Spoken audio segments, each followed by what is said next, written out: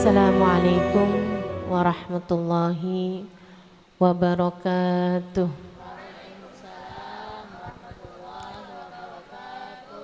Alhamdulillah. Wassalatu wassalamu ala Rasulillah Muhammad ibn Abdillah wa ala alihi wa sahbihi wa man walah. Subhanaka la ilma lana illa ma 'allamtana innaka antal alimul hakim. Rabbi shrah li sadri wa yassir li amri wahlul 'uqdatan min lisani yafqahu qawli. Amma ba'du. Alhamdulillah, semua yang hadir di majelis ini, ibu-ibu, kakak-kakak, adik-adik, anak-anak, nenek-nenek, janda-janda, yang semoga semuanya disayang Allah, diberkahi Allah, dipanjangkan umurnya, disehatkan badannya, dimurahkan rizkinya, kabulkan hajatnya, disayang Nabi Muhammad sallallahu alaihi wasallam, dibahagiakan hidup dunia akhiratnya. Amin ya rabbal alamin.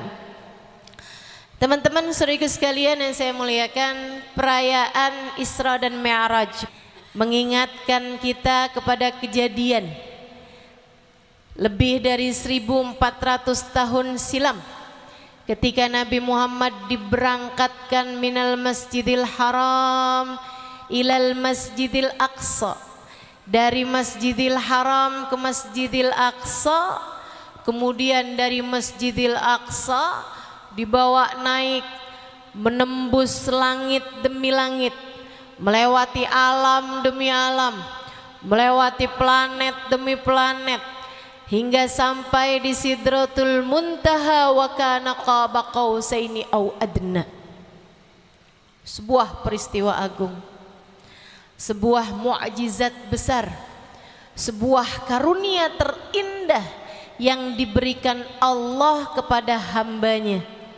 Dan manusia agung yang diberi karunia indah ini tak lain tak bukan manusia yang paling tercinta di hati kita, baginda kita Nabi besar Muhammad sallallahu alaihi wasallam. Semoga saja dengan kita merayakan perayaan Isra dan Mi'raj ini, kita mendapatkan sir, kita mendapatkan rahasia, kita mendapatkan keberkahan dari karunia indah yang Allah Subhanahu wa taala berikan kepada Nabi Muhammad insyaallah.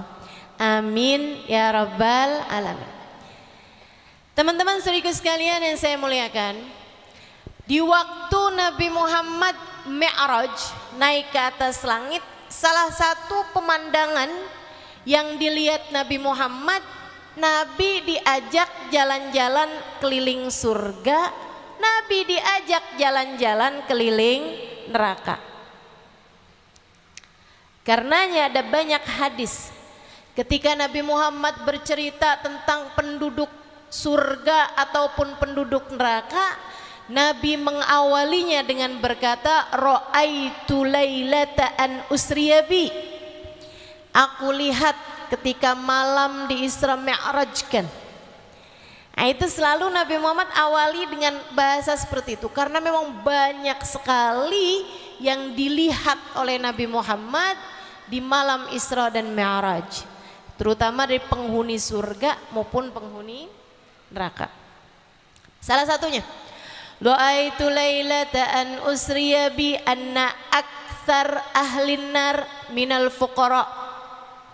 Ada nih di kitabnya Imam Ghazali Minhajul Abidin. Kata Nabi Muhammad, malam saya dimi'rajkan ke langit, saya lihat dalam neraka, penghuni neraka kebanyakan orang miskin. Orang miskin siap-siap. Sahabat nanya, aminal mal ya Rasulullah, miskin harta nih Rasul. Yang bikin ada di neraka mungkin karena nggak banyak sedekahnya, karena memang dia nggak ada sesuatu yang bisa dia sedekahkan. Aminal mal ya Rasulullah, miskin hartakah mereka wahai Rasul? Nabi Muhammad menjawab, la bal minal ilm, tidak, melainkan miskin ilmu. Miskin ilmu, nggak ngerti, tidak mau belajar cara sholat, tidak mau belajar cara puasa, tidak mau belajar hukum-hukumnya perempuan, mengenai haid, mengenai nifas, tidak mau dia pelajari, cara mandi wajib seperti apa tidak dia pelajari, sehingga datang ke negeri akhirat dengan tidak membawa bekal ibadah yang didasari dengan ilmu. Mudah-mudahan semua yang hadir di sini Allah jadikan minal faqihat, orang-orang yang faham urusan agamanya insya Allah, atau orang-orang yang terus mau belajar ilmu agama insya Allah dan menghormati para ulama, amin ya rabbal alamin. Teman-teman saudariku sekalian saya muliakan, nah salah satu yang berkenaan dengan tema kita nih di belakang sini, dengan perayaan Isra dan Mi'raj kita tingkatkan kualitas keimanan dan ketakwaan wanita sebagai tiang negara. Nabi Muhammad mengatakan, lailata an usriya bi ra'aitu aktsar ahli nar minan nisa. Ini suka tidak suka memang ada hadisnya, jadi harus saya sampaikan juga agar kita semua tidak termasuk di antara kelompok orang-orang yang disampaikan Nabi ini. Kata Nabi Muhammad, malam aku di Isra Mi'rajkan, aku lihat kebanyakan penghuni neraka dari kalangan kaum wanita. Kenapa banyak perempuan ada di dalam neraka? Karena memang jumlah perempuan di akhir zaman kabarnya lebih banyak daripada jumlah laki-laki. Itu iya juga. Tapi juga memang ada banyak perempuan-perempuan yang terjerumus ke dalam api neraka. Saya berharap yang ada di sini semuanya tidak ada yang termasuk di dalamnya insyaallah. Termasuk juga orang tua kita, anak-anak perempuan kita, semua orang-orang yang kita sayangi insyaallah aman semua, mudah-mudahan amin. Allahumma ajirna minan nar, Allahumma ajirna minan nar, Allahumma ajirna minan nar, wa adkhilna ilal jannati ma'al abrar ya aziz ya ghaffar birahmatika ya arhamar rahimin. Jauhkan kami dari api neraka-Mu ya Allah, selamatkan kami dan masukkan kami ke dalam surga-Mu ya Allah, bersama dengan hamba-hamba yang baik-baik di sisi-Mu ya Allah. Kami dan seluruh keluarga kami ya Allah, dengan rahmat-Mu ya arhamar rahimin, wahai zat yang paling rahmat di antara semua yang memberikan kasih sayang. Teman-teman saya sekalian, saat Nabi Muhammad menyampaikan hadis tersebut, ada sahabat pada tanya, dan kita harus berterima kasih nih kepada para sahabat-sahabat yang bertanya, kita jadi tahu sebabnya. Apa sih? Apa hal yang membuat perempuan banyak yang ada di dalam neraka biar kita hindari, biar kita jauhi? Kita yang oleh Allah dijadikan di dunia ini sebagai tiangnya negara, kita juga berharap di hari akhirat nanti kita juga menjadi para penghuni-penghuni surga insya Allah. Ya Rasulullah, apa yang menyebabkan perempuan banyak yang ada di dalam neraka? Sebabnya apa? Apa perkara paling banyak yang membuat perempuan terjerumus di dalam api neraka. Ali annahunna naqisatul aql waddin. Apakah karena perempuan itu kurang akalnya, kurang agamanya? Apa maksudnya kurang akal? Bukan berarti nggak pinter, tapi perempuan itu suka lebih banyak pakai perasaan daripada pakai akal, daripada pakai logika. Istilah orang zaman sekarang, perempuan suka pada baper, kebawa sama perasaan. Masya Allah, tuh perempuan suka kayak begitu. Jadi apakah itu sebabnya Rasulullah perempuan suka main rasa daripada main akal? Ahia naqisatuddin, apakah karena perempuan kurang ibadahnya? Kenapa kurang ibadahnya? Sholatnya dalam sebulan ada potong seminggu karena datang menstruasi. Puasanya sebulan Ramadan kepotong seminggu. Kadang-kadang kalau sebelum Ramadan bulan Sya'ban melahirkan, kepotongnya bukan cuma seminggu tapi sebulan karena terpotong dengan nifas. Apakah karena itu wahai Rasul? La, kata Nabi Muhammad, enggak, bukan. Perempuan banyak masuk neraka bukan karena itu. Itu bukan hal yang merupakan kekurangan perempuan. Perempuan itu malah justru terbawa perasaannya adalah sebuah kelebihan, bukan kekurangan. Dalam beberapa hal. Kabarnya, saya kasih tahu aja ya. Perempuan itu antara akal kanan sama akal kirinya seimbang. Sehingga ada keseimbangan antara berbagai macam hal. Perempuan bisa berpikir sambil mengerjakan sesuatu. Makanya jangan heran, perempuan tuh suka dibilang multitasking. Kalau pagi-pagi nih sambil masak, sambil dengerin YouTube, TV buka juga. Begitu ya, ini kayaknya yang ketawa berasa nih. Habis gitu sambil gendong anak pula. Kalau anaknya nangis, di mesin cuci baju-bajunya lagi dimasukin pula. Itu semuanya sambil kerja tuh. Telinga kerja, mata kerja, handphonenya bunyi sempet diangkat.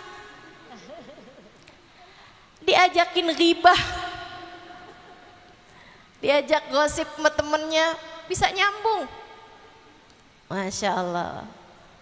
Sampai saya pernah dengar seorang psikolog mengatakan, kalau kamu ngajak bicara anak perempuanmu, dia sambil gambar, biarin. Karena meskipun tangannya gambar, otaknya, telinganya tetap bisa mendengarkan dengan baik dan mencerna dengan baik. Tapi kalau anak laki-laki, kamu ajak ngomong dia sambil main game, misalnya gitu, jangan boleh. Karena dia kalau lagi main, dia nggak akan mendengarkanmu. Dia sambil mengerjakan sesuatu, tidak akan mendengarkanmu. Itu kemampuan perempuan. Allah Subhanahu wa taala karenanya seperti yang disampaikan Nabi Muhammad, menganggap perempuan itu sebagai tiang negara, tiang rumah tangga. Ini kayak tiang nih ibu-ibu sekalian, jadi sandaran. Sandarannya atap ke tiang, sandarannya dinding ke tiang, pintu sandarnya juga ke tiang. Semuanya bersandar ke tiang. Karenanya Allah jadikan sistem otak perempuan itu memang berbeda dengan sistem otak laki-laki. Jadi itu bukan merupakan kekurangan bagi perempuan, justru merupakan kelebihannya. Sahabat tanya, kalau gitu apa yang menjadi permasalahan kaum perempuan sehingga kaum perempuan ini banyak ada di neraka. Apa sebabnya wahai Rasul? Biar kami bisa sampaikan kepada anak-anak perempuan kami, kepada istri kami, kepada ibu kami, saudari kami, agar kami semua tidak ada yang masuk di antara orang-orang yang menjadi penghuni neraka tersebut. Nabi menyebutkan dua hal. Simak baik-baik wahai calon penghuni surga. Simak baik-baik biar kita semuanya terhindar dari neraka. Kata Nabi Muhammad alaihi salatu wassalam, li annahunna yakthurnal la'nah wa yakfurnal ashirah. Li annahunna yakthurnal la'nah wa yakfurnal ashirah. Yang pertama, li annahunna yakthurnal la'nah, karena perempuan itu suka ngomel. Perempuan suka caci maki. Perempuan gampang mengolok-olok. Perempuan gampang menghina orang. Perempuan lidahnya lebih ringan buat berkata sesuatu yang buruk pada orang lain. Banyak di antara perempuan calon penghuni neraka. Kalau yang di sini calon penghuni surga semua, insya Allah nggak begitu. Banyak di antara perempuan calon penghuni neraka yang tidak mampu menjaga lisan mereka. Nah, kalau zaman sekarang ditambahin, selain nggak bisa jaga lisan, nggak bisa jaga jempol. Dari komentar di media-media sosial, dari komentar di grup-grup WhatsApp, ya. Teman-teman saya sekalian yang saya muliakan, jadi kalau kamu ingin menjadi salah satu calon penghuni surga, hal pertama yang harus kita lakukan adalah jaga lisan. Jaga lisan. Jaga mulutmu. Mulutmu harimaumu. Diterkam bisa-bisa dirimu sama mulutmu sendiri. Hati-hati teman-teman. Hati-hati. Lisan nih, sumber petaka paling jahat. Lisan nih, sumber kecewa paling banyak. Sumber penyesalan paling banyak disebabkan karena ulah lisan. Teman-teman saya sekalian, sering gak habis ngomong nyesel, ya ampun coba tadi gak ngomong gitu? Sering? Sering? Atau lebih sering, aduh saya nyesel kenapa tadi gak ngomong, kenapa saya diem aja? Enggak, jarang ya. Kita lebih sering menyesal karena berbicara daripada menyesal karena diam. Jaga lisan. Terutama kepada orang-orang tersayang, orang-orang yang ada di sekitar kita. Kita nih kadang-kadang kalau kita di luar, kita gampang minta maaf sama orang. Coba aja perhatikan. Kita kalau di jalan gitu kan, kita tabrak orang, kita langsung bilang, maaf ya, maaf. Saya nggak sengaja, maaf ya. Tapi kalau dalam rumah kita lagi jalan, kita nabrak suami kita, kenapa sih duduk di sini? Kayak nggak ada tempat aja, sanaan kenapa? Masya Allah, padahal kita yang nabrak, tetap juga nyalahin dia. Begitu? Ada yang begitu di sini?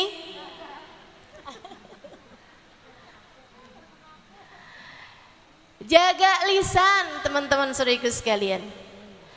Kata Nabi Muhammad sallallahu alaihi wasallam, dan tidaklah api neraka mencabik-cabik seseorang melainkan illa bima hasadat alsinatuhum, melainkan disebabkan apa yang dilakukan oleh lisan-lisannya. Buka-buka aib orang, menyebar-nyebarkan aib orang. Nah, tuh. Ini dia nih. Kalau udah tahu ada aib dibuka sana buka sini, seneng rasanya semua orang tahu siapa dia sebenarnya. Wah. Padahal dalam hadis Nabi Muhammad mengatakan, siapa yang menutup aib saudaranya, Allah akan menutup aibnya dunia dan akhirat. Siapa yang membuka-buka aib saudaranya, Allah akan buka aibnya walau fi jawfi baitih, walaupun di dalam kamar tidurnya sendiri. Buka sama Allah. Mudah-mudahan Allah jadikan kita perempuan yang bisa jaga lisan. Amin. Ada namanya Hatim Al-Asam, ya. Ada seorang ulama namanya Hatim Al-Asam. Itu dikenal sebagai orang yang tuli. Padahal beliau nggak tuli. Kenapa dikenali sebagai orang yang tuli? Jadi sewaktu beliau datang ke satu tempat untuk mengajar, berdakwah, menjadi seorang ustadz, orang semua kenal siapa beliau, ulama terkemuka. Ada satu waktu, mohon maaf nih ya, datang seorang perempuan mau bertanya tentang hukum sesuatu. Ketika dia sudah dekat dengan si Hatim ini, seorang ulama ini, mohon maaf teman-teman sekalian, perempuan ini buang angin. Bahasa kerennya kentut. Suaranya itu agak, kan kentut juga ada macam-macam suara ya. Ada berbisik, ada berteriak. Nah, ini kayaknya jenis-jenis yang agak memalukan lah gitu. Merah padam mukanya. Ya Allah, ini yang namanya keluar angin nih kan, jangankan di hadapan seorang ulama yang sangat mulia gitu. Di hadapan orang biasa-biasa aja kita malu. Di hadapan anak kita aja kan kita malu kan.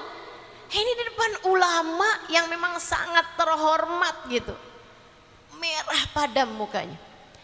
Hatim Al-Asam berusaha untuk membuat dia jangan sampai merasa malu, jaga hatinya. Kemudian dia berkata, ibu tanya tadi sama saya. Iya tuan, tolong agak keraskan suaranya bu, saya tuli. Perempuan ini mengeraskan suaranya. Jadi tuan, saya mau bertanya urusan satu ini.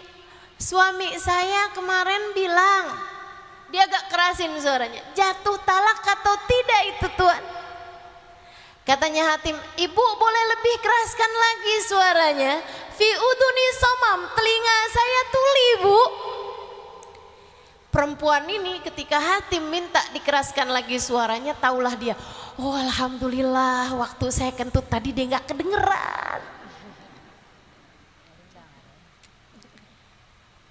Perempuan ini seneng, tapi kemudian jadi pertanyaan Hatim, kalau satu hari dia tahu kalau saya sebenarnya pura-pura tuli, dia pasti akan malu juga.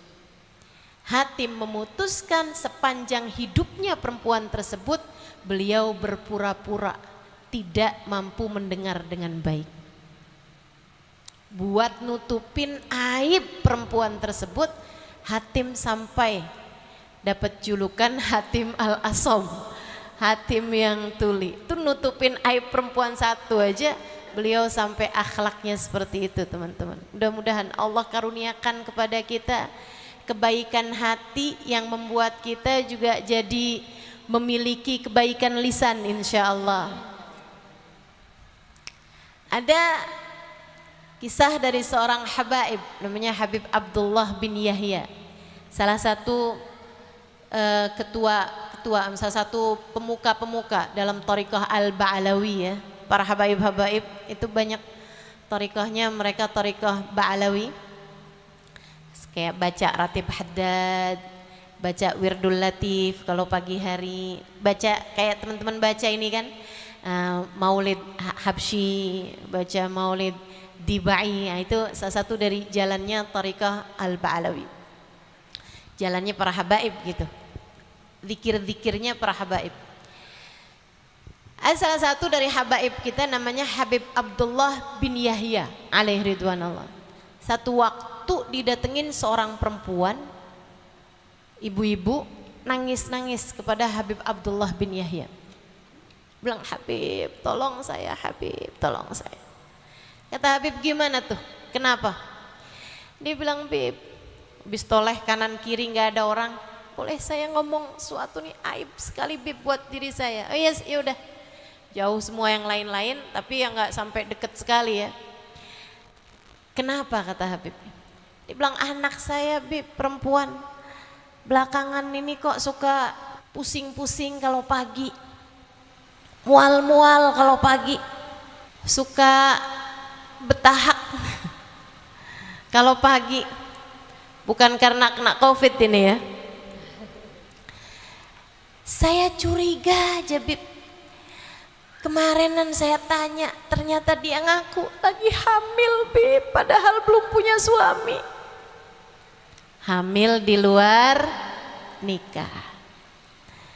Apa yang harus saya lakukan, Habib? Saya ini bingung, Bib.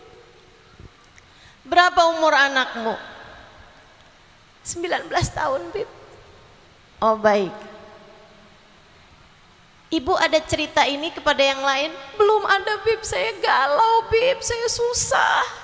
Jadi saya pagi ini juga saya langsung datang ke tempat Habib. Saya meminta jalan keluar dari Habib. Apa yang harus saya lakukan, Bib? Saya gugurkankah atau apa yang harus saya lakukan? Ibu, alamatnya di mana, Bu? Banjarbaru, Habib.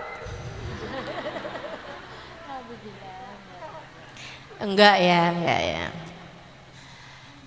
Jalan sekian, nomor sekian, gitu kan, kasih tahu. Ini hari Sabtu. Ibu, malam Senin nanti ada acara di rumah? Ada di rumah? Ada, Bib. Kenapa, Bib? Udah, Ibu gini aja. Ibu nggak usah ngomong masalah ini sama siapapun. Tutup rapat-rapat. Jangan sampai ada yang diomongin hal ini. Lebih, Habib. Terus gimana, Bib? Pulang ke rumah, udah anaknya nggak usah dimarahin. Udah nggak usah buat apa-apa. Nanti Bu, malam Senin saya mau datang ke tempat Ibu, Ibu siap-siap ya. Oh gitu, Bib. Baik, Bib. Ini ibu ini pikir mungkin Habib mau datang, mau baca-bacain anak ini. Mungkin Habib mau datang mau ngasih nasihat kepada anak perempuan ini. Perempuan ini pulang, Habibnya panggil anak-anak perempuannya. Beliau usia 50-an ke atas, mungkin 60-an ke atas. Beliau panggil putri-putrinya. Dia bilang, Abah rasa Abah kepengen nikah lagi. Anak-anaknya solehah. Mereka tahu ayahnya sangat soleh. Pasti punya alasan dalam melakukan segala sesuatu. Jadi ayahnya bilang, anaknya bilang, apa yang harus kita persiapkan ayah? Tolong siapkan, belikan kain, belikan mukena, belikan abaya, belikan sepatu, sendal, belikan perhiasan. Kita nanti mau melamar perempuan malam Senin. Lebek ayah. Malam Senin datang bawa rombongan anak-anak perempuannya. Si ibu didatengin Habib yang sangat mulia di negerinya. Memang semua orang memuliakan beliau ya. Zaman tersebut setara Habib Umar bin Hafid lah zaman sekarang. Habib Abdullah itu. Ini kejadian bukan di Hadramaut tentu saja ya, di Indonesia sini. Teman-teman sekalian, wah rame rumahnya, wah ada Habib Abdullah datang, Habib Abdullah datang. Tetangga semuanya pada berdatangan ke rumah itu. Rame banget. Gitu nyampe Habib Abdullahnya bilang, saya datang ke sini bilang sama ayahnya untuk melamar anak perempuanmu menikah kalau boleh malam ini juga. Seneng sekali ayahnya, anaknya dilamar sama Habib Abdullah ini. Ulama paling terkemuka pada zaman tersebut. Mereka semua nggak tahu bahwa tujuannya Habib melamar anak perempuan ini untuk menutupi aibnya. Masya Allah, ini hati terbuat dari apa ya? Kenapa kok hati kita kadang-kadang melihat aib orang lain bawaan malah pengen cerita, bukannya ditutupi sebisa mungkin? Kenapa nih kalau dengar ada kekurangan orang malah jadi salah satu radio-radio penyampai, salah satu penyebar bahkan berita yang belum pasti, berita masih hoax, senengnya luar biasa kalau dengar aib orang. Ya Allah, kita minta sama Allah mudah-mudahan Allah jauhkan sifat ini dari diri kita. Allah tutupi aib-aib kita, Allah tutupi aib orang Islam dari kita insyaallah. Saya sering bilang sama teman-teman saya, tolong jangan ceritain sesuatu yang buruk tentang teman-teman saya, tentang keluarga saya, jangan. Karena saya belajar buat husnudzon setengah mati, belajar buat baik sangka sama orang setengah mati. Kita nggak tahu aibnya aja susah mau baik sangka, apalagi kalau kita tahu aibnya orang, lebih susah lagi mau baik sangka. Bukan begitu?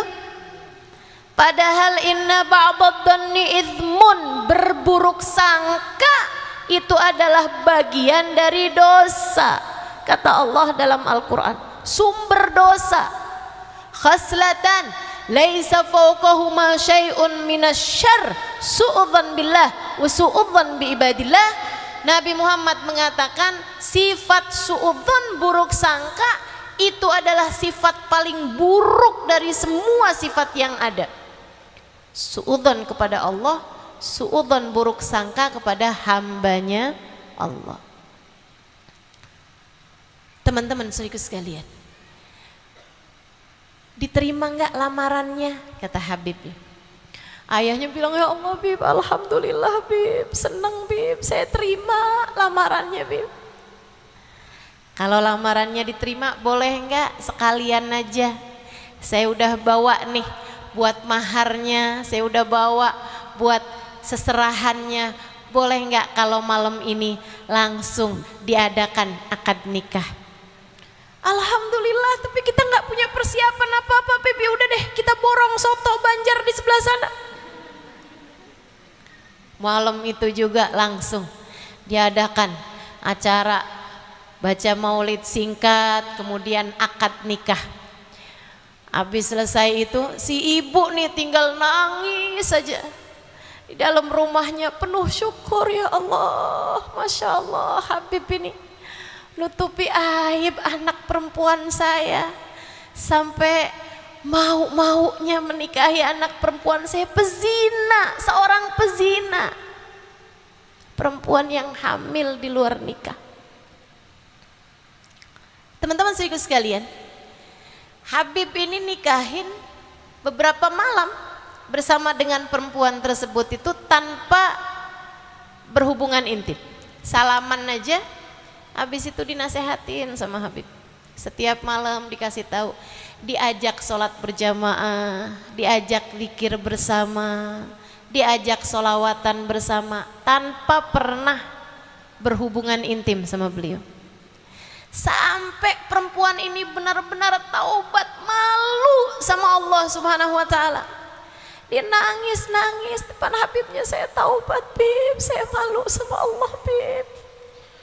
Habis taubat sungguh-sungguh, subhanallah, Allah kasih beberapa hari kemudian keguguran.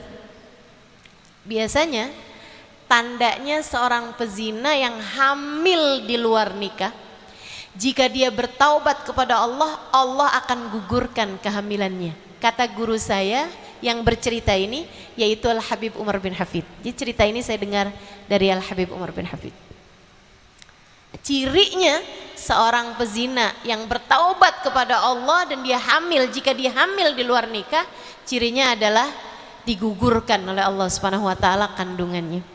Gitu, dia nggak usah pakai aborsi. Kalau sungguh-sungguh kamu bertaubat kepada Allah, Allah akan gugurkan. Tidak ada yang lebih indah indah dari taubat pada Allah Subhanahu wa taala, teman-teman saudaraku sekalian. Akan tapi kita minta sama Allah, mudah-mudahan Allah jauhkan anak-anak kita, cucu-cucu kita, keturunan kita semuanya dari pergaulan-pergaulan bebas, dari perzinaan, dari narkoba, dari minuman keras, dari semua hal-hal yang diharamkan Allah insyaallah. Amin ya rabbal alamin. Habis dia keguguran, beberapa waktu berselang, Habib kemudian menceraikannya. Udah jadi perempuan solehah sekarang, udah jadi perempuan masya Allah sekarang, sama Habib diceraikan. Habis diceraikan sama Habib, beberapa bulan kemudian yang ngelamar ngantri. Ini perempuan jandanya Habib Abdullah. Pasti nih Habib nikahi dia karena dia memang perempuan yang luar biasa. Waduh, yang ngelamar banyak bener. Sampai kemudian diistikharahkan, dah ada laki-laki soleh yang kemudian menikah dengan perempuan tersebut dan kehidupannya menjadi kehidupan yang baik. Tuh, lisan ya, jangan suka buka-buka aib orang. Sebisa mungkin kita punya lisan kita jaga, kita punya lisan kita jaga. Jangan sampai keluar kalimat-kalimat yang menyakitkan. Nabi Muhammad mengatakan, ayyuma imra'atin qalat li zawjiha ma ra'aitu fika khairan qad tahwi biha fi nari jahannam sab'ina kharifa. Jika ada seorang perempuan berkata kepada suaminya, ya ampun bang, hidup sama kamu isinya sengsara mulu, neraka rasanya. Kamu kenapa nggak bisa jadi kayak suami orang gitu? Emang selama ini dia kalau nggak kawin sama orang, kawin sama apa? Yang lain diajak jalan-jalan ke luar negeri, saya ke Indomaret aja enggak.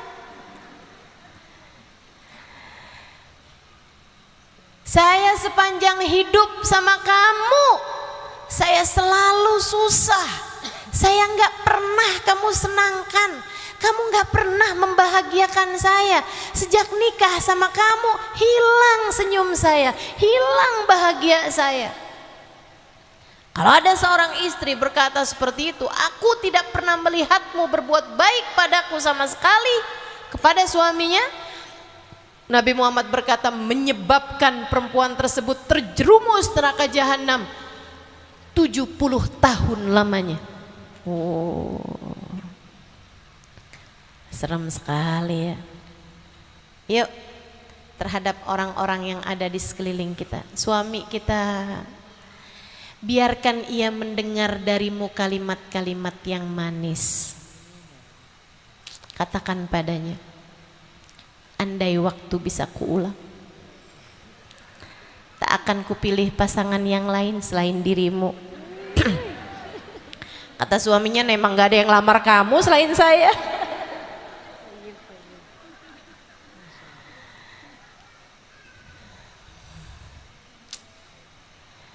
Masya Allah. Yuk, bilang yang bagus-bagus sama suaminya. Ayo para istri cobain, sampaikan sama suami, I love you.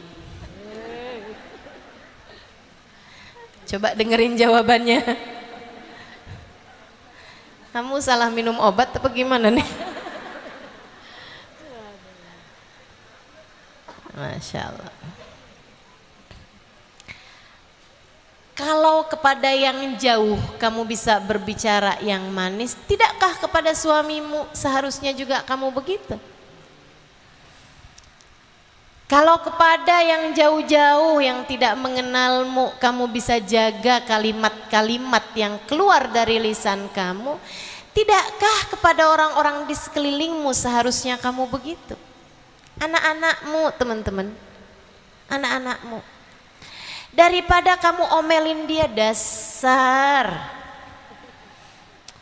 ini rapot kenapa kok bisa matematika 5, bikin malu mama aja. Daripada kamu ngomong begitu, kamu bilang aja, Masya Allah nak, rapot kamu masih banyakkan birunya daripada merah. Yang merahnya pun juga nih 5 nih, mama dulu 3.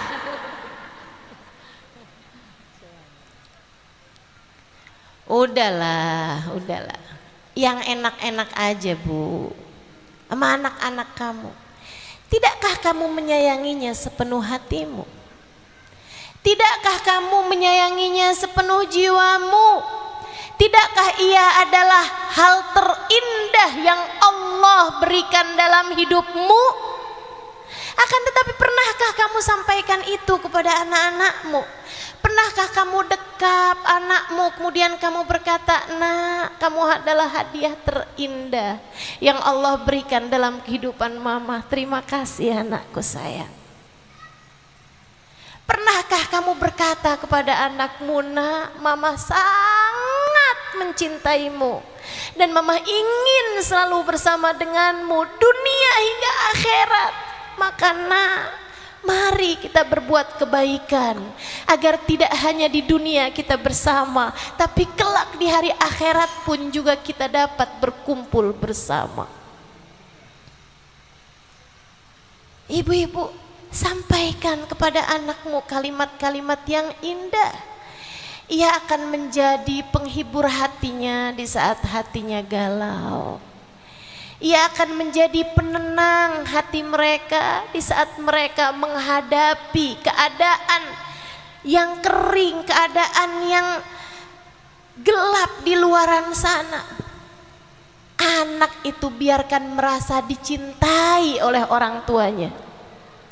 Itu adalah hak mereka untuk mendapatkan cinta dan kasih sayangmu. Katakan kepada mereka, ibu-ibu, jangan biarkan lisanmu selalu berkata hal yang tidak enak buat mereka. Sholat enggak? Kamu enggak sholat kan? Neraka loh. Ya Allah, ya. Kita itu sama Nabi Muhammad dibilang al-jannah tahta aqdamil ummahat, surga yang ada di bawah telapak kaki ibu, bukan neraka. Jadi nggak usah bawa-bawa neraka, bawalah surga dalam percakapanmu dengan anak-anakmu.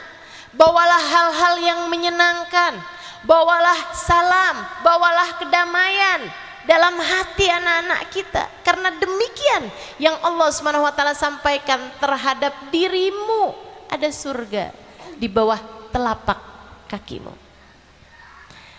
Teman-teman saudaraku sekalian yang saya muliakan, bicara yang menyenangkan terhadap anak kita, terhadap suami kita, terhadap orang-orang di sekeliling kita. Walaupun memang kulil haq walau kana murra, ucapkan kebaikan, kebenaran walaupun pahit.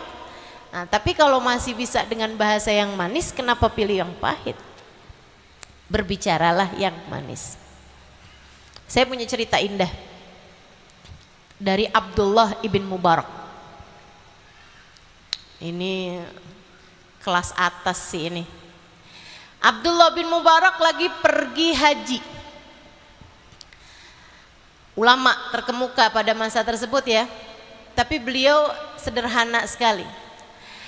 Habisnya mengerjakan sholat subuh di masjid Al-Haram, beliau jalan-jalan naik unta, jalan-jalan kayak lihat-lihat pegunungan, masih suasananya temaram subuh.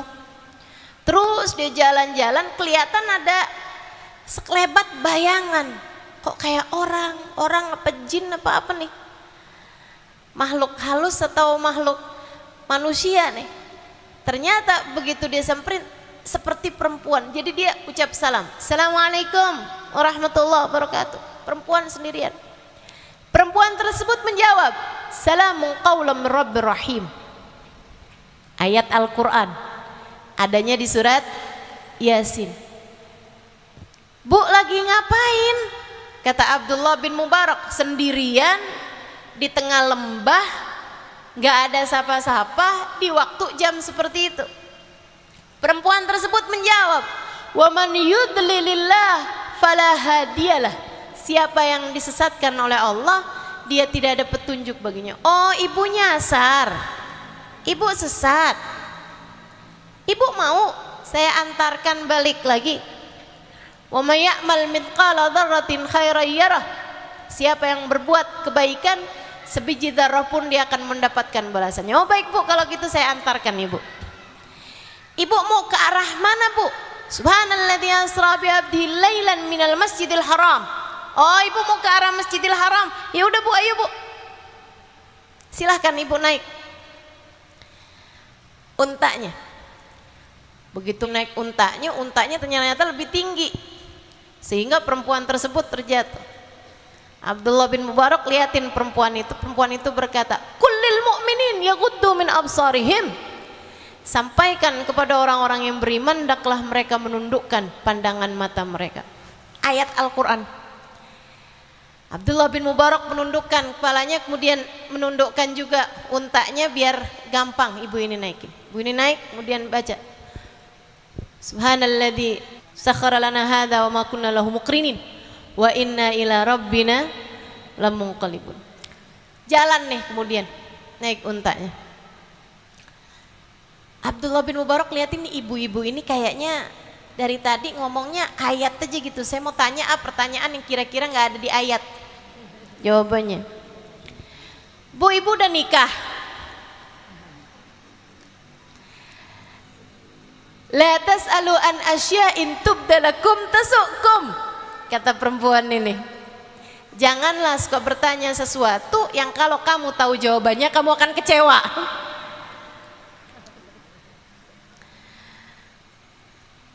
Jangan nanya apa-apa. Oh, bingung juga ya. Dia nyanyi. Akhirnya bersenandung Abdullah bin Mubarak. Ibu tersebut mengatakan, ya ayyuhalladzina amanu dzkurullaha dzikran katsira wasabbihuhu bukratan wasila. Wahai orang yang beriman, berzikir sajalah kalian dengan zikiran yang banyak dan bertasbihlah kepada Allah. Akhirnya Abdullah pun berzikir sampai nyampe di tendanya perempuan ini. Perempuan ini kemudian memanggil anak-anaknya. Ya Yahya hudil kitab biquwah. Ada anaknya namanya Yahya.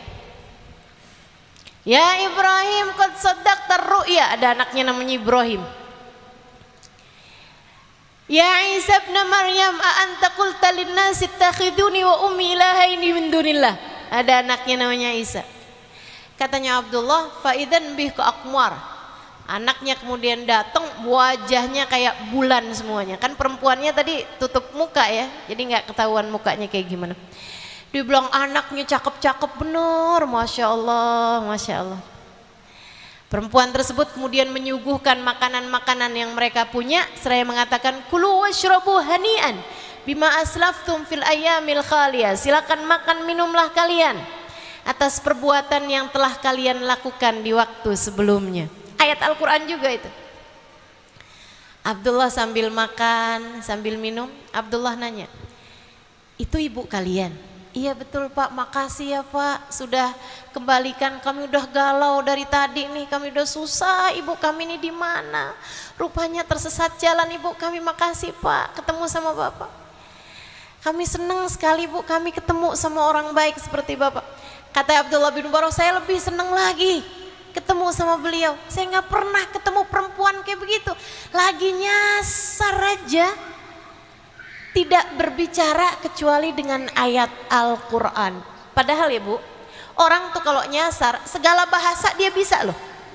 Ya orang-orang Banjar nih kalau pas lagi umroh atau haji, kalau lagi nyasar mendadak bisa bahasa Arab sambil nunjukin kartu hotel, ihdinas siratal mustaqim. Tunjukkan saya jalan yang lurus, balik ke hotel maksudnya. Masya Allah, Masya Allah. Lah ini seorang perempuan, padahal tersesat jalan, padahal perlu berbicara untuk nunjukin kemana. Dia ngerti bahasa Arab, tapi tidak berbicara kecuali dengan ayat Al-Quran. Anak-anaknya bilang, dan ini mempesona sekali ucapan anak-anaknya terhadap ibunya. Katanya Abdullah bin Mubarak, saya kagum terhadap ibu kalian. Kata anak-anaknya, jangankan bapak yang baru bertemu beberapa saat dengan ibu kami, kami yang tinggal bersamanya bertahun-tahun tak pernah habis kekaguman kami kepadanya. Bu, kalau anakmu disuruh bercerita tentangmu, kira-kira ada nggak yang bahasanya begitu? Ibu kamu kayak gimana, nak? Ya gitu deh. Suka ngomel nggak? Ya gitu deh. Masya Allah, Masya Allah. Kayaknya ibu kamu baik kok, kelihatannya doang tuh ustazah. Kalau depan orang emang kayak begitu, tar kalau di rumah lain lagi tuh ustazah. Masya Allah. Ini anak-anaknya justru berkata, kami yang hidup bersamanya berpuluh tahun tak pernah habis kekaguman kami kepadanya. Beliau adalah seorang perempuan yang dari sejak mudanya memutuskan untuk tidak berbicara kecuali dengan ayat Al-Quran, makhafatan antazilla biha lisanuha, karena khawatir lisannya membuatnya tergelincir, takut salah ngomong, memutuskan tidak berbicara kecuali dengan ayat Al-Quran. Jadi tiap ngomong dapat pahala, ya tiap ngomong dia ngaji. Tapi kalau ibu-ibu sih nggak bisa ngamalin begini, kita semua nggak bisa ngamalin. Yang hafal kul ya kul hu aja, mau ngomong pakai bahasa Al-Quran gimana caranya, Bu? Kul a'udzu birabbil falaq, li ilafi Quraisyin ilafihim, itu maksudnya apa ya? Masya Allah. Kita tidak mungkin dapat mencontoh perempuan tersebut, tapi sekurangnya pastikan setiap berbicara 3 hal. 1, jangan bohong. 2, ada manfaatnya. 3, jangan nyakiti orang. Jangan menyakiti orang, baik orangnya itu orang yang mendengarmu atau orang lain yang tidak sedang bersama denganmu. 1 apa tadi? Tidak bohong. Jangan memilih berbohong. Jujur aja, nggak usah bohong. Jujur itu enak kok, lebih ringan. Orang kalau jujur itu lebih tidak ada beban daripada yang bohong. Kalau bohong, kamu harus memikirkan kebohongan yang lain lagi untuk menutupi kebohongan yang sebelumnya. Lama-lama kamu hidup dalam kebohongan. Udah jujur aja. Kalau kamu lagi nyuci baju suami, ketemu ada uang tersangkut di saku, kemudian kamu ambil uangnya buat beli pulsa, suami nanya, kelihatan nggak ada 100 ribuan di saku baju saya? Jujur aja, Bu. Enggak lihat. Masa ya, di mana ya? Saya ingat banget ada uang saya di situ. Oh, mungkin, kan akhirnya jadi bohong lagi kamu. Mungkin yang nyuci bukan saya. Mungkin, waduh banyak sekali kebohongan-kebohongan. Lebih baik jujur aja. Jujur aja. Teman-teman saudara sekalian, jangan ada kebohongan, pastikan ucapanmu ada manfaatnya. Kemudian yang ketiganya, tidak menyakiti siapapun. Gitu. Sehingga suami kalau di rumah, ia merasa yakin sama istrinya.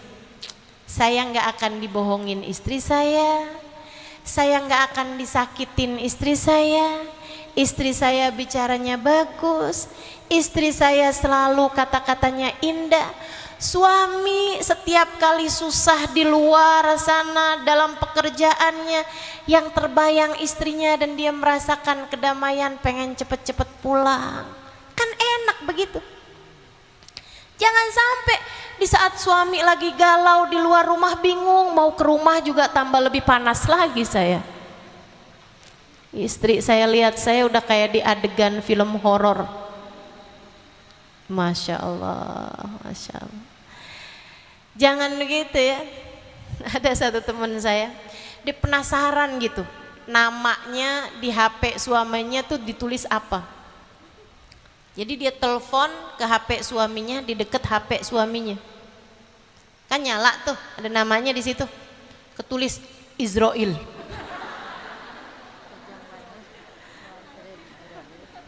Masya Allah. Dia bilang sama suaminya, ya ampun bang, nama saya ditulis Israel. Kata suaminya, maksud saya Israel tuh kan kalau memanggil nggak bisa ditunda. Luar biasa ya. Ini jangan sampai nih suami kita punya bayangan terhadap istri malaikat Israel, malaikat mungkar nakir gitu kan. Insya Allah mudah-mudahan semuanya jadi istri yang salehah, amin. 3 hal tersebut teman-teman, jaga lisanmu sehingga semoga kita menjadi perempuan-perempuan yang pantas berada di dalam surga insya Allah, amin ya rabbal alamin. Yang kedua, penyebab perempuan ada dalam neraka apa nih? Yang terakhir kan ada 2 tadi saya bilang, li'annahunna yakturnal la'nah. Yang pertama, perempuan tidak mampu menjaga lisannya, suka mencaci maki, suka menghina orang lain. Yang keduanya, li'annahunna yakfurnal asyirah. Perempuan susah berterima kasih kepada keluarganya, susah berterima kasih kepada keluarganya. Kalau jadi anak susah terima kasih sama orang tuanya. Selalu aja membandingkan dirinya dengan anak orang lain. Enak ya kalau jadi anaknya dia. Enak ya kalau jadi dia. Ngelihat orang tuanya berasa kurang aja. Ini jangan sampai kita jadi kayak begitu. Karena orang tuamu tentu tidak sempurna, tapi biasanya orang tualah yang mampu menyayangi anaknya dengan sempurna. Kasih sayang orang tua sempurna teman-teman. Meskipun uang belanjanya tidak banyak, mungkin karena memang ekonominya tidak semudah yang kamu bayangkan. Akan tetapi cinta dan kasih sayangnya kepadamu pastilah orang tua sangat menyayangimu. Para istri, jangan sampai hatimu tidak mampu berterima kasih kepada suamimu. Berapapun yang suamimu bagi padamu, ucapkan alhamdulillah. Terima kasih. Apapun aja, berapapun yang suamimu kasih, dia ngasih banyak, makasih ya, alhamdulillah, mudah-mudahan rezeki kamu melimpah ruah, alhamdulillah. Saat suamimu memberi sedikit, alhamdulillah, nggak apa-apa yang ini sedikit, yang kemarin juga masih ada sisanya kok, alhamdulillah. Saat dia tidak memberi sekalipun, teman-teman saudariku sekalian, jangan sampai kayak perempuan-perempuan di luaran sana, ada uang abang sayang, tak ada uang abang ditendang. Jangan begitu, jangan begitu. Sebagai seorang muslimah, sebagai seorang mukminah, kamu seharusnya faham pemberi rizki cuma satu, namanya Allah. Pemberi rizki cuma satu, namanya Allah, teman-teman saudariku sekalian. Enggak lain, enggak bukan, Allah aja yang ngasih kepada kita rezeki. Kalau suamimu sedang tidak mampu memberikan kepadamu banyak, tetaplah meminta, bukan kepada suamimu tapi kepada Allah. Bahkan katakan kepada suamimu, bang, saya nggak apa-apa Kalau abang nggak pernah ngasih kepada saya harta yang banyak nggak apa-apa. Kalau kita nih bang di rumah makan itu aja nggak apa-apa. Kalau kita nih, saya nih abang nggak pernah belikan kepada saya baju yang bagus-bagus kayak yang dipakai teman-teman saya nggak apa-apa bang, saya tahan. Yang saya tidak tahan apabila di hari akhirat nanti kita harus mempertanggungjawabkan harta haram yang masuk dalam rumah tangga kita. Saya tidak akan tahan jika nanti di hari akhirat kita harus terpisah-pisah. Sebagian dari kita di dalam neraka dan sebagian di antara kita masuk surga. Jadi abangku sayang, tolong pastikan jangan ada harta haram masuk ke dalam rumah kita. Gitu. Itu ahli surga seperti itu. Perempuan-perempuan ahli surga seperti itu, teman-teman saudaraku sekalian. Jangan menuntut suamimu, pokoknya saya nggak peduli dari mana aja, yang penting kamu bisa ngasih saya ini, ngasih saya itu. Masya Allah, Masya Allah. Ayo, hati yang mengerti berterima kasih, hati yang mengerti berterima kasih atas pemberian yang diberikan oleh keluarganya. Kalau kamu mau nyari kurang, seberapapun banyaknya yang suamimu kasih pasti kurang terus. Saya sering sampaikan kepada teman-teman saya dimanapun, sebanyak apapun yang suamimu berikan gak akan cukup kalau untuk membiayai gaya hidup. Tapi sesedikit apapun yang suamimu berikan pasti akan cukup jika untuk membiayai hidupmu. Biar sedikit kayak gimana juga suami ngasih cukup kalau untuk membiayai hidup kita, buat makan, buat pakai baju, buat kita ada di tempat yang beratap ya, mau itu rumah punya sendiri, mau kontrakan gitu, cukup pastinya. Akan tetapi sebanyak apapun teman-teman sekalian pasti akan kurang kalau yang kamu bicarakan adalah gaya hidupmu. Kalau yang kamu bicarakan gaya hidupmu, tas 250 juta aja ada kok. Kalau mau bicara gaya hidup, kan begitu. Masalahnya ada pada qanaah, kemampuan untuk terima dengan apa rizki yang Allah Subhanahu wa ta'ala berikan. Mudah-mudahan nih jadi perempuan-perempuan yang pandai berterima kasih, jadi perempuan-perempuan yang pandai bersyukur insyaallah. Amin ya rabbal alamin. Saya punya cerita terakhir nih ya, cerita terakhir. Dulu ada seorang laki-laki wali min auliyaillah, tapi jomblo. Nah nih, dari tadi kan yang saya ceritain urusan suami istri ini bagiannya jomblo nih ya, yang belum nikah. Ada seorang wali min auliyaillah, seorang ulama laki-laki, usianya sudah di atas 40 tahun tapi dia belum nikah. Pernah beberapa kali hampir nikah tapi gagal gitu. Heran dia. Satu waktu dia doa sama Allah, ya Allah, kalau kiranya saya tidak diberi jodoh di dunia, sekurangnya kasih tahu saya siapa jodoh saya di akhirat. Doanya antik ini ya. Saya sih tidak sarankan adik-adik untuk doa kayak begini. Ya Allah, kalau nggak datang jodoh di dunia, jodoh di akhirat aja. Enggak lah, di dunia juga ya. Biar melaksanakan sunnah Nabi Muhammad sallallahu alaihi wasallam. Teman-teman saya sekalian, subhanallah, karena dia memang orang soleh dan seorang wali min auliyaillah, seorang ulama juga, doanya diijabah. Malam harinya dia mimpi diberitahu calon istrimu di surga, Fulana bintu Fulan al-Fulani di daerah Fulani. Kebetulannya Laki-laki tersebut, waliullah ini punya jadwal kajian, undangan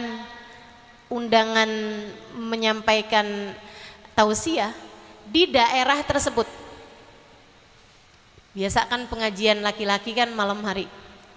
Habis selesai tausiah dia nanya kepada jamaah yang hadir di masjid itu. Dia bilang, ada yang kenal nggak Fulanah bintu Fulan al-Fulani? Tidak ada yang kenal ternyata. Misalnya di Banjar gitu ya, nggak ada yang kenal. Besoknya dia punya kajian di daerah yang lebih dalam lagi, di kampungnya.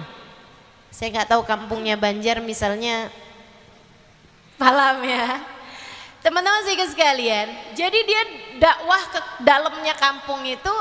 Dia tanya abis selesai majelis, ada di sini yang kenal sama perempuan namanya Fulana bintu Fulan Fulan? Ada orang di belakang, dia bilang, saya kenal Pak Ustadz. Dia maju ke depan, boleh kasih tahu alamatnya. Tapi Pak Ustadz kenapa tanya dia? Memangnya kenapa kata Ustadznya? Dia adalah perempuan yang tidak bergaul di antara kami. Dia tinggal bersama kambing-kambingnya, menggembala kambing di atas lereng bukit. Oh iya, dikasih tahu alamatnya, dia bilang makasih, saya ada keperluan sama perempuan tersebut. Besok paginya dia pergi ke daerah kampung itu. Sampai dia pergi ke rumahnya perempuan tersebut. Benar teman-teman, itu si perempuan itu tidak bergaul dengan siapapun, dia hanya tinggal sendirian di satu gubuk yang di sekelilingnya ada kambing-kambingnya. Dia menggembalakan kambing. Yang dia heran, di depan rumahnya perempuan tersebut, kambingnya sedang peluk-pelukan, sayang-sayangan sama serigala. Padahal biasanya serigala menerkam kambing, kambing lari dari serigala. Tapi karena dia seorang waliullah, dia tahu, Masya Allah, ini rahmat Allah turun sangat besar sekali kepada perempuan ini, sampai membuat kambing sama serigala dituruni rahmatnya Allah, kasih sayang Allah, sampai yang mestinya musuhan jadi saling sayang. Dia pun kemudian ketok pintu. Assalamualaikum warahmatullahi wabarakatuh, ya Fulana bintu Fulan al-Fulani. Yang di dalam nyaut, Waalaikumsalam warahmatullahi wabarakatuh, ya Fulan bin Fulan al-Fulani. Tahu siapa yang datang? Wih, ini wali ketemu waliyah nih. Kemudian perempuan tersebut menjawab, Rahmin inda babi, pergilah jauh-jauh dari pintuku, bukan di dunia tempat kita bertemu. Wah, luar biasa ya. Jadi nih perempuan kalau solehah nih bisa jadi waliyah nih, memang bukan main-main. Kata laki-laki tersebut, baik, saya akan pergi dari pintumu ini. Saya hanya ingin tahu amal ibadah apa yang diterima oleh Allah darimu, sehingga membuat rahmat turun begitu banyak terhadapmu, sampai membuat kambing sama serigala sayang-sayangan di depan pintumu itu. Kata perempuan tersebut, saya nggak tahu, tapi barangkali ada husailah, ada satu sifat kecil yang saya punya dalam diri saya. Apa itu? Dengerin nih. Saya kalau lagi panas tidak berharap dingin. Saya kalau lagi dingin tidak berharap panas. Saya kalau lagi sehat tidak berharap sakit. Kalau lagi sakit tidak berharap sehat. Saya kalau sedang kaya, sedang mampu, sedang punya rezeki, tidak berharap miskin. Saya kalau sedang miskin tidak berharap kaya. Dalam keadaan apapun Allah menempatkan saya tahu itu adalah hal terindah yang Allah berikan dalam kehidupan saya. Saya akan berterima kasih kepada Allah atas apapun yang Allah Subhanahu wa taala berikan. Kata laki-laki ini, innaha laisat husailah, innaha khoslah kabirah la yu'tiha Allah illa lal ahbab. Itu bukanlah sifat kecil, itu adalah sifat besar yang tidak akan Allah berikan kecuali kepada hamba-hambanya yang tercinta. Mudah-mudahan yang ada di sini hamba-hamba Allah yang tercinta, insya Allah mudah-mudahan yang di sini jadi perempuan-perempuan yang pandai berterima kasih atas apapun yang Allah berikan dalam kehidupannya. Kita syukuri ya, yang belum menikah disyukuri, insya Allah saatmu berbakti kepada orang tua, saatmu menyenangkan orang tua. Insya Allah yang sudah menikah syukuri aja, alhamdulillah, itu adalah hal terindah yang Allah berikan dalam kehidupanmu. Yang menikah punya anak syukuri, alhamdulillah, rahmat dari Allah Subhanahu wa taala untukmu. Kamu diberikan keturunan yang akan meneruskan amal ibadahmu. Yang belum punya anak syukuri, itu adalah karunia indah yang Allah Subhanahu wa taala berikan dalam kehidupanmu, memberikan banyak kebebasan dalam kehidupanmu. Apapun saja Allah tempatkan kepadamu, syukurilah, sebab Allah Subhanahu wa taala senantiasa tahu apa yang terbaik bagi setiap hamba-hambanya. Dengan dua hal, kita jaga lisan sehingga tidak menyakiti hati orang, kita jaga hati sehingga selalu berterima kasih dan berprasangka baik kepada Allah Subhanahu wa taala, berprasangka baik kepada semua hamba-hambanya Allah. Dengan dua hal tersebut, insya Allah kita menjadi orang-orang yang kuat imannya, kita menjadi orang-orang yang kuat takwanya, kita menjadi perempuan-perempuan yang menjadi tiang-tiang bagi keluarga kita, menjadi tiang-tiang bagi negara kita, menjadi calon-calon penghuni surganya. Ala hadhihi niyah bikuniyatin salihah jami'ah syamilah la hadratin Nabi Muhammad sallallahu alaihi wa ala alihi wasallam. Al-Fatihah. Alhamdulillahirabbil alamin. Ar-Rahmanir-Rahim, Maliki Yaumiddin, Iyyaka na'budu wa iyyaka nasta'in. Ihdinas siratal mustaqim, siratal ladzina an'amta 'alaihim, ghairil maghdubi 'alaihim waladdallin. Amin. Allahumma bihaqqil Fatihah, bihurmatil Fatihah, barakatil Fatihah, taftah lana abwabal khair, tu'amilana muamalata ahlal khair, takfina min jamil fitan wal mihan bu'us wa dhair. Innaka wali kulli khair, mutafaddil bi kulli khair bi rahmatika ya arhamar rahimin. Allahumma inna nas'aluka ziyadatan fid din, barakatan fil umur, sihhatan fil jasad, wa sa'atan fil rizki, wa taubatan qabla al maut, wa syahadatan indal maut, wa maghfiratan ba'dal maut, wa afwan indal hisab, wa amanan minal adab, wa nasiban minal jannah, wa rizqna an-nadhar ila wajhikal karim. Allahumma afina min balaik, wa auzi'na syukra na'maik, wa adikna barda afik, wa halawata munajatik. Allahumma ma qadaita alaina min amrin fahfad alaina fihi al-aql wad-din. Allahumma ma qadaita lana min amrin faj'al akibatahu rasyada. Rabbana atina fid dunya hasanah fil akhirati hasanah wa qina adzabannar. Dawahum fiha subhanakallahumma wa tahiyyatuhum fiha salam. Akhir da'wana anil hamdulillahi rabbil alamin. Mudah-mudahan bermanfaat. Kurang lebihnya mohon maaf. Billahi taufiq wal hidayah. Wal afu minkum. Assalamualaikum warahmatullahi wabarakatuh.